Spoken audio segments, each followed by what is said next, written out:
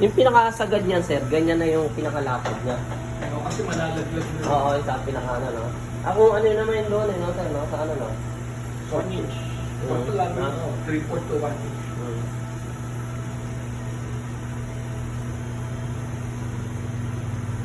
Kasi minsan eh, gusto na ng customer, mas malaki pa na ang gusto nila.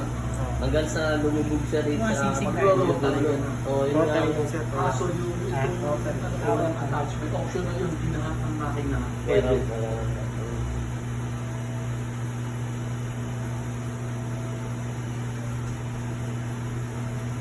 Pero bigla lang sumisikat to. Ay, matagal na namin.